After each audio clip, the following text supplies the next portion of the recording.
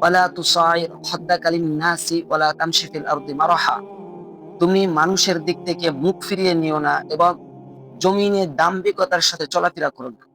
ইন্নাল্লাহা লা ইউহিব্বু কুল্লা মুখতালিন ফাখুর। নিশ্চয়ই আল্লাহ পাক রব্বুল আলামিন দাম্ভিকতা এবং অহংকারীকে পছন্দ করেন না।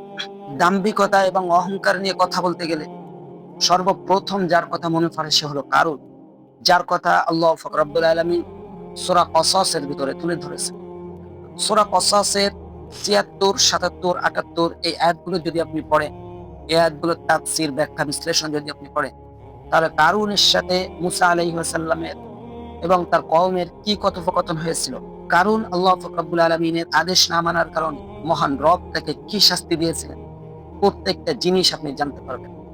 আমি এই আয়াতগুলোর তাফসীর খুব সংক্ষিপ্তভাবে গল্প আকারে আপনাদের কাছে একটু তুলে ধরি। আল্লাহ পাক রব্বুল আলামিন ঘোষণা করেন, ইন্না কারুনা কানা মিন কওমি মূসা ফাবাগা আলাইহিম। কারণ ছিল মূসা আলাইহিস সালামের কওমের অন্তর্ভুক্ত। আল্লাহ পাক রব্বুল আলামিন তাকে অনেক সম্পদ দান করেছিল।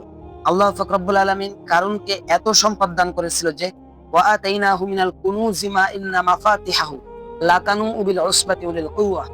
তার যে সম্পদ ছিল, এই সম্পদ যে জায়গাটায় সে রাখতো, যে আলমারির ভিতরে রাখতো, এই আলমারিগুলা চাবি বহন করার জন্য ১০ জন শক্তিশালী পুরুষ দরকার হতো। আল্লাহু আকবার! এত সম্পদ আল্লাহ তাকে দান করেছে। তার কওমের লোকেরা হযরত মূসা আলাইহিস সালাম তাকে যখন বলল, তোমাকে যে সম্পদ দান করা হয়েছে, এই সম্পদের তুমি যাকাত দাও। ইয ক্বালা লাহু কওমুহু লা তাফরাহ। যে সম্পদ দেওয়া আছে এই সম্পদের তুমি যাকাত দাও।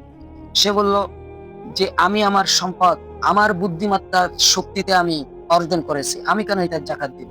আল্লাহ পাক রব্বুল আলামিন আয়াতের শেষে বললেন, ইন্নাল্লাহা লা ইউহিব্বুল ফারিহিন। নিশ্চয় আল্লাহ পাক রব্বুল আলামিন দাম্ভিকতাকে পছন্দ করেন না। আল্লাহ পাক রব্বুল আলামিন তাকে আল্লাহর আদেশ না মানার কারণে শাস্তি স্বরূপ তাকে সহ তার সম্পদকে জমিনের ভিতরে দিয়ে দেন। হাদিসের ভিতরে উল্লেখ আছে, প্রত্যেকটা দিন সে এক বিঘত করে করে জমিনের ভিতরে ঢুকতে থাকে। এজন্য আল্লাহ পাক রব্বুল আলামিন বলেছেন, ইন্নাল্লাহা লা ইউহিব্বু কুল্লা মুখতালিন ফখুর।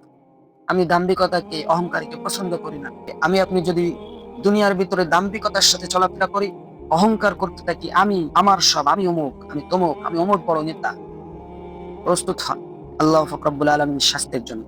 নিশ্চয়ই আল্লাহ দাম্ভিকতা, নিশ্চয়ই আল্লাহ অহংকারীকে পছন্দ করেন না। আল্লাহ পাক রব্বুল আলামিন আমাদের সকলকে অহংকার আর দাম্ভিকতা থেকে বেঁচে থাকার তৌফিক দান করুন। আমিন।